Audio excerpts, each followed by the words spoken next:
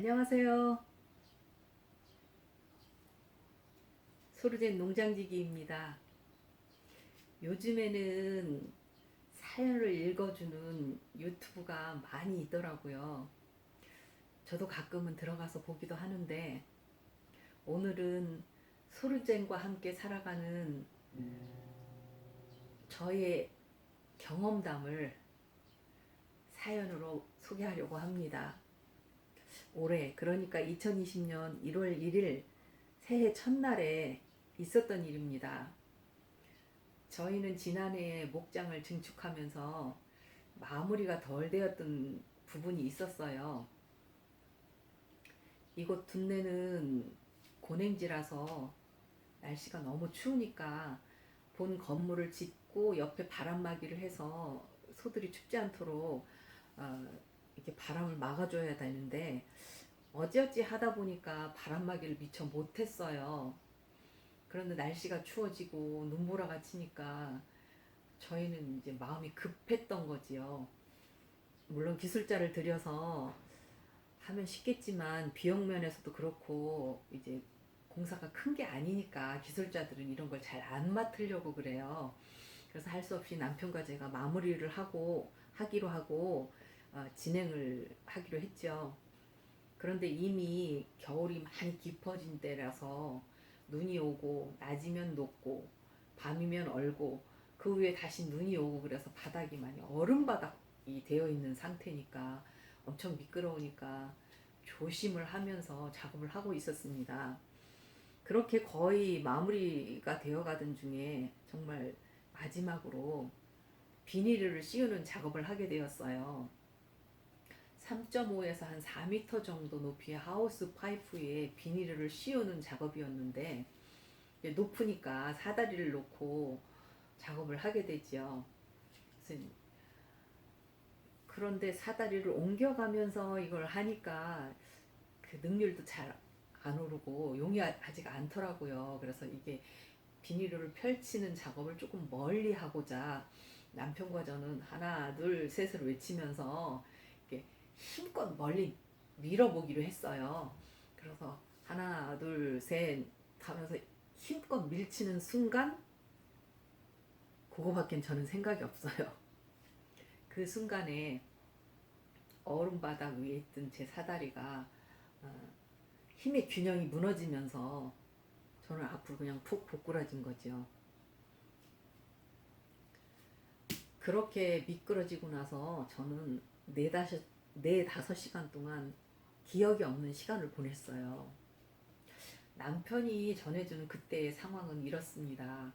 남편은 뒤쪽 사다리에 있었고 저는 앞쪽 사다리에 올라가 있었는데 제 사다리가 순식간에 뒤로 밀리면서 제가 앞으로 폭 고꾸라지더랍니다.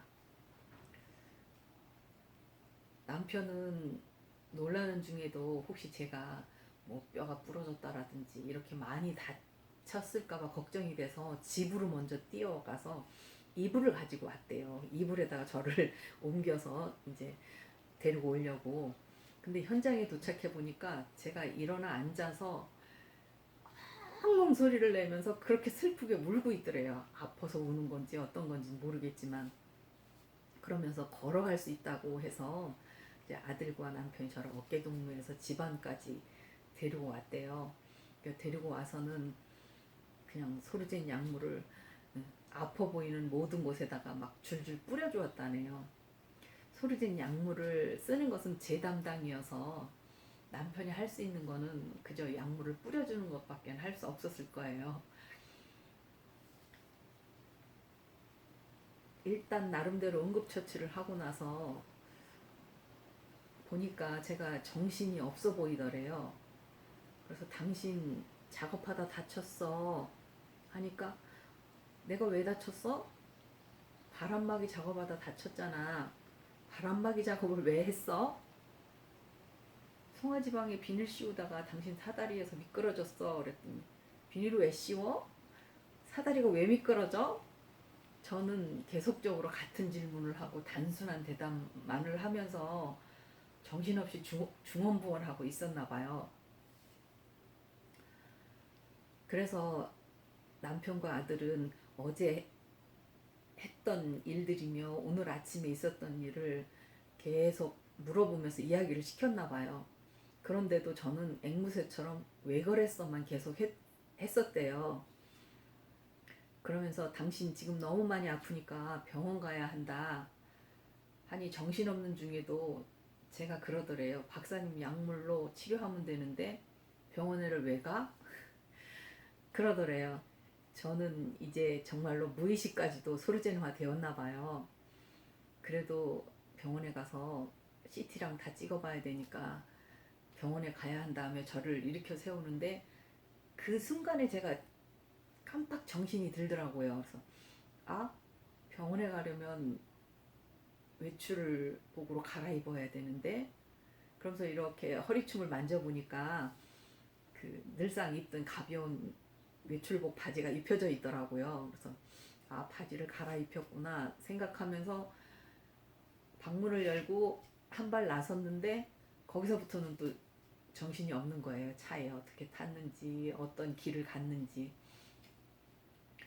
경황 중에 남편은 119 부를 생각도 못하고 그저 빨리 병원에 가야겠다는 마음에 고속도로로 진입을 했는데 그 시간대가 하필이면 새해 맞이 해돋이를 갔던 사람들이 다 서울로 돌아가는 시간이어서 고속도로가 꽉 막힌 상태에서 가다 서다를 반복하는 그런 시간대였어요.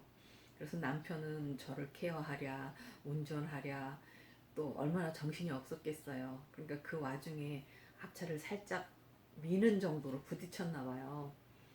마침 횡성 휴게소 가까운 곳이어서 진입로 여유 공간에다가 차를 세우고 사고 처리를 하느라고 뭐 문을 열었다 닫았다 우왕좌왕 하는 소리에 제가 또 잠깐 정신이 들었어요. 왜 그러냐 했더니 차가 사고가 났다고 해서 사고가 크게 났냐라고 물었지요. 그랬더니 사고가 크게 난 건 아니고 살짝 밀었다라고 얘기를 하더라고요. 근데 그 순간에서 저는 큰 사고가 아니어서 다행이구나 라는 생각을 하면서 또 다시 정신줄을 놓은 거지요. 나중에 들어보니까 젊은이들이 5명이나 타고 있던 차량이었는데 아주 살짝 닿았는데 보험 처리하고 전화번호 주면서 차 안에 우리 집사람이 응급실 가야 되는 상황이니까 나중에 전화하자 하고 보냈다네요. 그렇게 저는 정신을 놓은 채 원주 기독병 응급실에 갔는데 아무 기억이 없어요. MRI나 CT를 찍으려면 영상실에 들어가는 전용 침대로 옮기게 되어 있잖아요. 그런데 저는 응급 침대에 누워 있었나 봐요. 아주 중상인 경우에는 시트를 들어서 환자를 옮기는데 의사들 보기에 제가 그렇게 중증으로 보이진 않았는지 옆 침대로 옮길 수 있겠냐는 소리가 들리더라고요. 이때 또 잠시 정신이 들은 거죠. 그래서 씩씩하게 옮길 수 있다고 대답을 하면서 제가 벌떡 일어났어요. 그랬더니 의사하고 간호사가 깜짝 놀라면서 일어나면 안 된다고 살짝만 옆으로 가라고 하더라고요. 그래서 옆 침대로 옮긴 것까지만 제가 기억이 나요. 아, 그리고 또 하나. 의사가 와서 목에다 목 보호대를 대더라고요. 그래서 이거 왜 해요? 안 해도 되는데. 그랬더니 의사가 해야 된다고 하면서 목 보호대를 대더라고요. 거기까지만 기억이 나고 또 전혀 기억이 없어요. 어떻게 영상실에 갔는지, 어떻게 CT를 찍었는지, 다시 응급실로 왔는지 전혀 기억이 없어요. 그 얼마가 지났는지 저는 그냥 응급침대에 누워서 시간이 많이 경과가 됐겠죠. 근데 차츰 정신이 들기 시작하더라고요. 그제서야 남편이 지금까지 상황을 쭉 얘기해줘서 아, 그랬었구나 라고 있던 중에 여보, 내 얼굴 사진 좀 찍어줘 라고 했더니 뭐 하려고 그러냐고 묻더라고요. 은혜한테 사진 보내주려고. 그제서야 딸이 생각난 거예요. 딸은 제가 살고 있는 곳에서 한 6km 정도 떨어진 곳에 살고 있거든요. 딸에게 사진을 보냈더니 놀래서 딸이 금방 전화를 해서는 막 불같이 화를 내는 거예요. 엄마가 어떻게 된 거냐? 응? 이렇게 큰 사고가 났는데 아빠는 나하고 최서방한테 전화를 먼저 했어야지. 어떻게 아픈 엄마를 케어하면서 그렇게 혼자 가니까 사고도 나고 그러지 않냐 그러면서 정말로 화를 막 내더라고요. 그러면서 지금 병원으로 막 오겠다 하길래 오지 마. 엄마 이제 집으로 금방 갈 거야. 그러니까 절대 오지 마. 라고 했지요. 글쎄요. 이건 무슨 자신감이었을까요? 그러고 있는 사이에 의사가 와서 아직도 조금 상처가 있긴 한데 코끝에 찰과상 치고는 깊고 꼬매기에는 좀 애매하다고 고민을 하더니 그냥 상처를 잘 아무는 테이프라는 걸 붙여주면서 입안이 터졌으니까 치과에 가서 꿰매야 한다고 하는데 그 순간에 저는 또 박사님 말씀이 생각났지요. 소리제인 기술은 꿰매지 않아야 더 확실하게 잘 낫는다 하셨거든요. 그래서 안 꿰면 안 되겠냐고 물었더니 일단 치과에 가서 진단을 받아야 한다고 해서 치과로 갔습니다. 치과에 가서도 안 꿰매면 안 되겠냐고 물었더니 일단 상태를 보자고 하면서 이를 건드리면서 흔들리거나 아프지 않냐고 묻는데 저는 별로 못 느끼겠더라고요. 그래서 괜찮다고 하니까 참으로 다행이라 하면서 이렇게 사고가 나서 부딪혀서 치아가 흔들리면 다 뽑아야 된다고 하네요. 그게 그냥 두고 회복되는지가 않는다고 하면서 생각만 해도 끔찍하네요. 그리고 옷 입술 안쪽으로 두어 반을 꼬매는 게 좋겠다 하면서 처치에 들어갔는데 두 반을 꼬매는 것 치고는 한참을 하더라고요. 그러더니 마치고 나더니 일곱 바늘이나 꿰맸다네요. 생각보다 많이 찢어져 있었다 하면서. 그때 저는 또 생각했지요. 남편이 입안에도 소리된 약물을 막 부었다더니 벌써 다 붙었나 하고요. 그리고 다시 응급실로 와서 결과를 기다리고 있었습니다. 한참 후 의사가 와서 CT 촬영상으로는 뭐 뼈가 금이 갔다라든지 부러졌다라든지 크게 문제가 없는 것 같다면서 목 보호대도 풀러가고 응급실 침대에서 계속 기다리고 있다 보니 제가 남편에게 집에 가자고 했어요. 여기 이러고 있느니 빨리 집에 가서 소르진 치료를 하는 게 낫겠다 싶었지요. 퇴원하겠다고 이야기를 했더니 아무도 응급실에서는 환자의 상태가 어느 정도인지를 지켜봐야 하는 그런 규정이 있는지 차후에 어떤 후유 증세가 나타나도 문제 삼지 않겠다는 각서를 쓰라고 해서 각서를 쓰고 진료비를 계산하고 응급실 출구로 나왔습니다. 남편이랑 같이 걸어서 응급실 출구로 나왔는데 입구에서 차가 멀리 있으니 저보고 입구에서 기다리고 있으라 하더라고요. 그래서 아니 내가 응급실 입구에서 분명히 내렸을 텐데 왜 차가 멀리 있냐 라고 물었지요. 그랬더니 응급실 입구에서 내렸는데 혹시 다른 응급차가 들어올까 싶어 여기서 기다려라. 내가 차를 좀 멀리 대고 주차하고 오겠다라고 했대요. 그래서 차가 멀리 있다는 거예요. 그래서 남편은 나를 입구에 내려놓고 조금 떨어진 곳에 주차를 하고 왔더니 그 사이에 저는 혼자서 응급실 원무과에 가서 왜 응급실에 왔는지 어떤 사고가 났는지를 다 설명하고 접수하고 절차를 밟고 응급 침대에 누워 있더랍니다. 그런데 저는 기억이 하나도 없어요. 이건 무슨 현상인가요? 제가 남편에게 물었습니다. 다른 사람들은 정신을 잃으면 밝은 빛도 보이고 좁은 길, 넓은 길도 보이고 저승사자도 보인다는데 왜 나는 아무것도 안 보였지? 글쎄요. 이건 남편도 모르는 거겠죠.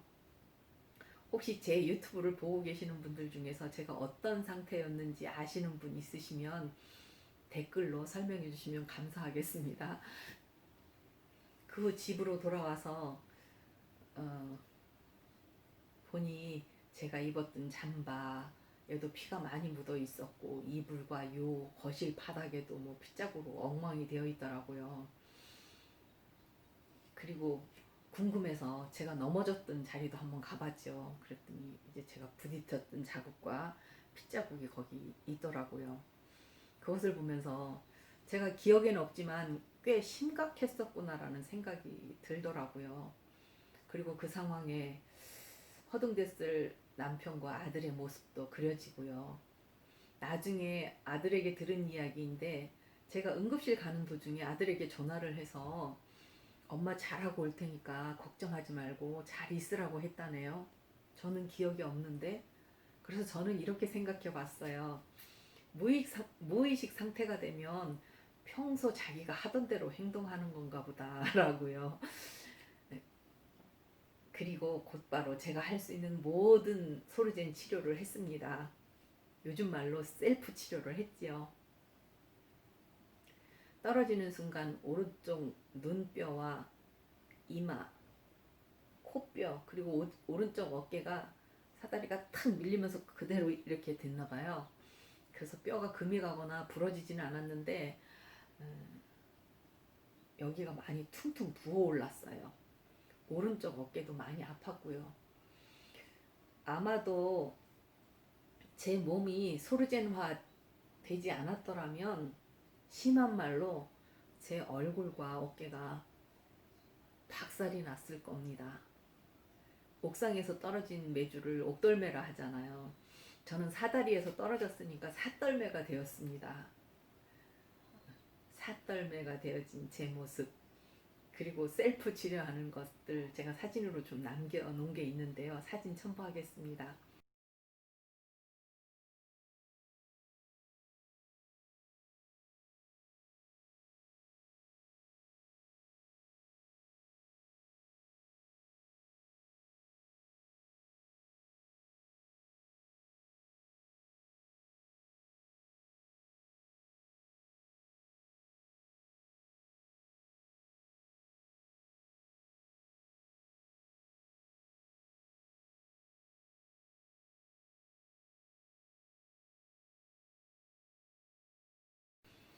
칠 7개월여가 지난 지금은 거의 회복이 되었고요. 떨어지면서 머리가 좀 많이 흔들렸는지 장거리 차를 타고 난 후에는 많이 피곤함을 느끼겠더라고요. 그래서 그런 증세가 나타나면 푹 쉬어지곤 하니까 그 증세도 이젠 많이 좋아지고 있습니다. 저는 남들이 할 수 있는 일은 나도 할 수 있다라는 근거 없는 자신감이 있어요. 그리고 겁이 없는 편이라서